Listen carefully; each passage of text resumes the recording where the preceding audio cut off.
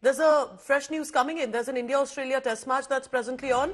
And do correct me, do tell me if the information is right, that the Indian team is wearing a black armband as a mark of respect and remembrance to former Prime Minister of India, Dr. Manmohan Singh. And I'm sure as a cricket lover, you are tracking the details of the match as well. Is that correct? Do you also notice that?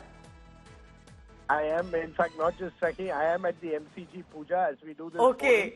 Forum. And yes, I am, the players have worn a black band in remembrance of the former Prime Minister. I'm not sure whether I saw it before lunch, but I certainly am seeing all the players wearing a black band, and I'm glad. Dr. Singh was no great cricket fan. I don't think cricket was high up on his agenda. But let's not forget that one of the most memorable cricket tours took place. Of course, Mr. Vajpayee's time, they had that wonderful tour in 2004. But even when Dr. Singh was Prime Minister, there was a semi-final famously between India and Pakistan at the World Cup in 2011, where Dr. Singh and his Pakistani counterpart were there in Mohali. And I think it's probably be the last time that we will see an India and Pakistan Prime Minister together, at a cricket ground together. I have to say, Rajdeep, that while journalists are known to multitask, you're a class apart. You're watching the match and also giving us updates and anecdotes. I have to ask you one more question on this. Any chance that you think that Dr. Manmohan Singh was a cricket fan as well? Any of his favorite cricketers, did that ever come up in conversations? No, as I said, he wasn't a cricket fan. Yes. He wasn't a cricket fan. He wasn't someone who was fond of cricket. I think he was too consumed by the world of academia to worry about cricket. But like everything else, if you sort of spoke to him about cricket, he might nod gracefully and be polite. He was unfailingly polite. You know, what always struck me in life, sometimes we underrate the quality of politeness and decency.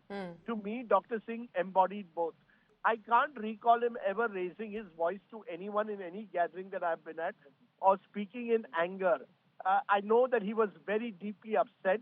For example, when Rahul Gandhi had torn that ordinance of his government and wanted to resign as Prime Minister, but he never really showed that anger in public.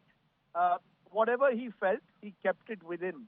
And therefore, I think he was able to carry himself with such dignity whenever Rajdeep, he was... did you think that went against him at some point? You know, such an incredible, fantastic, meritorious individual, did so much for India, and often the criticism was that he wasn't speaking too much. His voice was not being heard. Do you think that is something possibly in hindsight did kind of pull him back, otherwise who had so much to contribute? Pooja, that's a good question, but there are two parts to it. Look, when it came to the Indo-US nuclear deal, he had fierce opposition from the left. That was his main coalition partner. And yet, he pushed through with it. It was a tough decision to take. But sometimes, we expect that someone has to be tough. He has to speak loudly. You don't always have to speak loudly to be tough. Manmohan Singh spoke politely, unfailingly polite, but could take tough decisions. It's not as if he couldn't. But yes, you're right, that maybe there were times when he could have well said, particularly post-2009, enough is enough, and probably walked out. But I think he was driven by a sense of duty.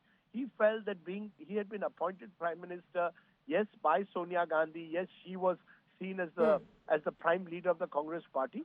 But he had been given with a task, and he was going to fulfill the task with the same diligence that he has always performed any task given to him over the years, whether he was in the finance ministry, whether he was finance minister, whether he was leader of the opposition in the Rajya Sabha, whatever task was given to him, he felt that ye mera karm hai, ye meri duty hai, aur mujhe meri duty nibhani hai. So he approached the prime ministership almost with that sense of duty. Now, you could argue that's a weakness, and therefore the prime minister's authority was reduced. The flip side is, he felt that maybe this was his way of serving the nation. There are different ways to look at it. As I said, I think we've got to look at the entirety of his public life and judge him from that perspective. All right, we do better till we know better, as Maya Angelou had said. Rajdeep, I'll let you go for a while, but I can't promise for the complete tenure if you're watching the match. We may need you in a while to share your perspective and updates. Thank you very much.